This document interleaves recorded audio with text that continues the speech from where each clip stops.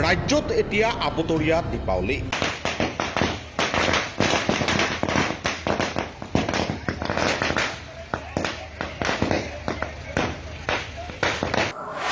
প্ৰদেশ কংগ্ৰেছৰ সভাপতি হ'ল গৌৰৱ গগৈ। সমগ্ৰ ৰাজ্যৰ কংগ্ৰেছ কৰ্মীৰ মাজত হৰ্ষোল্লাস।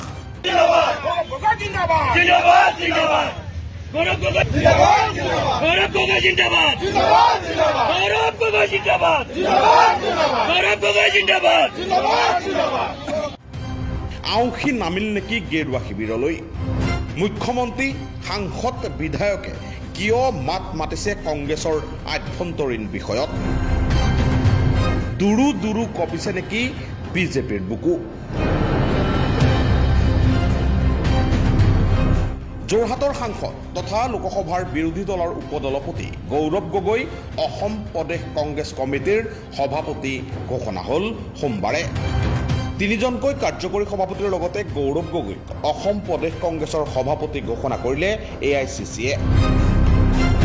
তাৰ পাছতেই যেন ৰাজ্যত আবতৰীয়া দীপাৱলী উদযাপন কৰিছে কংগ্ৰেছৰ নেতাকৰ্মীয়ে। এক নতুন উদ্যম, নতুন উদ্দীপনাৰে কংগ্ৰেছ দল উজ্জীৱিত হৈ পৰাৰ সপোন খেদি আহ্লাদিত হৈ পৰিছে অসমৰ কংগ্ৰেছী শিবিৰ।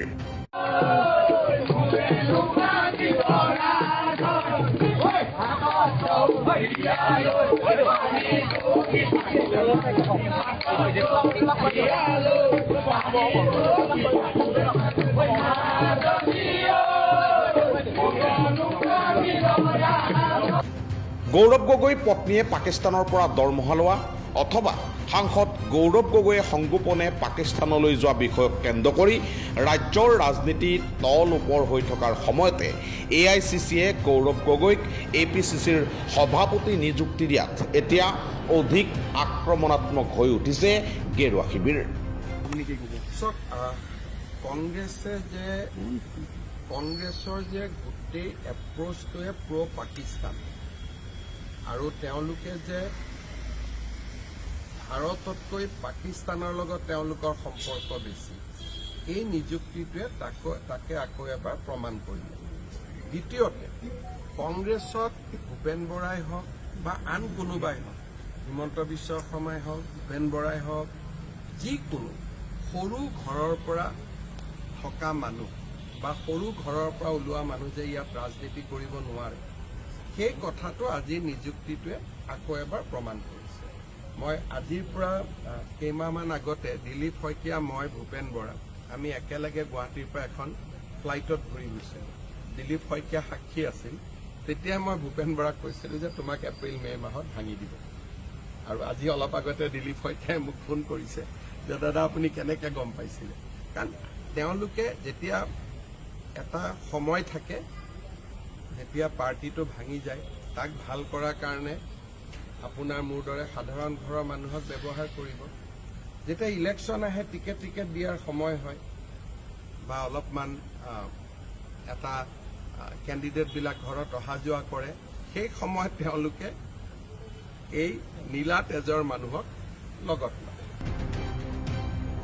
দূৰদৰ্শী হিমন্ত বিশ্বই 2014 চনতেই দেখিছিল গৌৰৱ যুগৰ উকমুকনি।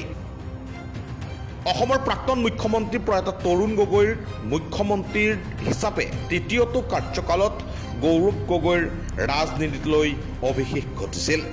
তেতিয়াই হিমন্ত বিশ্বই গৌৰৱ গগৈৰ ৰাজ অভিষেক সহ্য কৰিব পৰা নাছিল।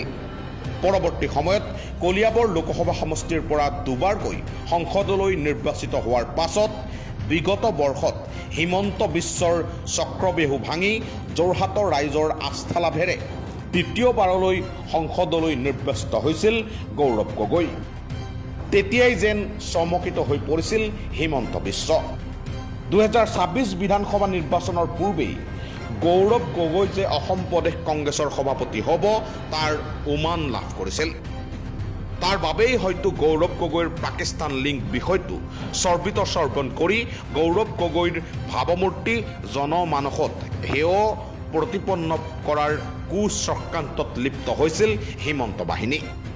10 ছেপ্টেম্বৰত সকলো ফাদিল কৰাৰ হুংকাৰ দি থকাৰ মাজতে কালি AICCয়ে গৌৰৱ গগৈক APCCৰ সভাপতি ঘোষণা কৰিলে যেন জোকৰ মুখত চূণহে পৰিল ছটফটনি আৰম্ভ হৈ গ'ল হিমন্ত বাহিনীৰ আজি নিখিল ভাৰত কংগ্ৰেছ কমিটিৰ এক বিজ্ঞপ্তি যোগে অসম প্ৰদেশ কংগ্ৰেছ কমিটিৰ সভাপতি গৌৰৱ গগৈ ডাঙৰীয়াক নিযুক্ত কৰা হৈছে আৰু আমাৰ কাৰ্যকৰী সভাপতিও দুজনমান নতুনকৈ নিযুক্ত কৰা হৈছে আৰু বিভিন্ন ধৰণৰ উপসমিতিও আজি নতুনকৈ নিযুক্ত কৰা হৈছে মই নিখিল ভাৰত কংগ্ৰেছ কমিটিৰ এই সিদ্ধান্ত শ্ৰীমতী সোনিয়া গান্ধী শ্ৰী ৰাহুল গান্ধী আৰু আমাৰ দলৰ সভাপতি মল্লিকাৰ্জুন খৰ্গে ডাঙৰীয়াক ধন্যবাদ জনাইছোঁ নিৰ্বাচন আগন্তুক সময়ত আমাৰ আহি আছে আৰু এইখিনি সময়ত আমি এজন নতুন সেনাপতিৰ অধীনত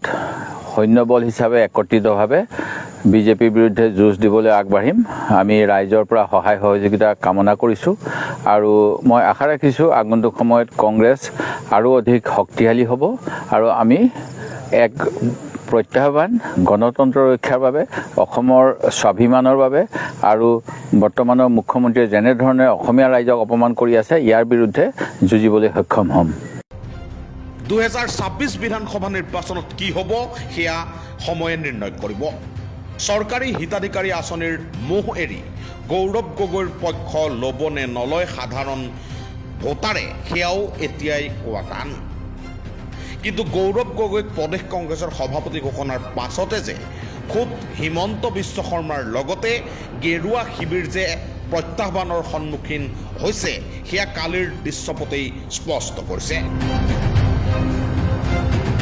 নিউজ ডেস্ক ৰিপোৰ্ট অসম স্পন্দন